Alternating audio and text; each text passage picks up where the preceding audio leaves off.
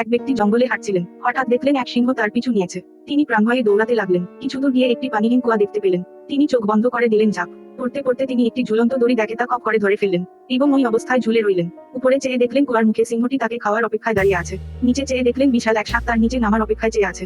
বিপদের উপর আরো বিপদ হিসেবে দেখতে পেলেন একটি সাদা আর একটি কালো ইঁদুর তার দড়িটি কামড়ে ছিঁড়ে ফেলতে চাইছে। এমন হিমশিম অবস্থায় কি করবেন যখন তিনি বুঝতে পারছিলেন না, তখন হঠাৎ তার সামনে কুয়ার সাথে লাগোয়া গাছে একটা মৌচাক দেখতে পেলেন।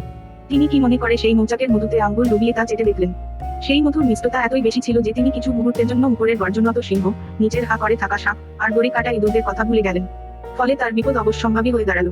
এই সিংহটি হচ্ছে আমাদের মৃত্যু, যে সর্বক্ষণ আমাদের তাড়িয়ে বেড়াচ্ছে। সেই সাপটি হচ্ছে কবর, যা আমাদের অপেক্ষায় আছে। দড়িটি হচ্ছে আমাদের জীবন, যাকে আশ্রয় করেই বেঁচে থাকা। সাদা ইঁদুর হলো দিন, আর কালো ইঁদুর হলো রাত, যারা প্রতিনিয়ত ধীরে ধীরে আমাদের জীবনের আয়ু কমিয়ে দিয়ে আমাদের মৃত্যুর দিকে নিয়ে যাচ্ছে। আর সেই মৌচাক হল দুনিয়া, যার সামান্য মিষ্টতা পরখ করে দেখতে গেলেও আমাদের এই চতুর্মুখী ভয়ানক বিপদের কথা ভুলে যাওয়ার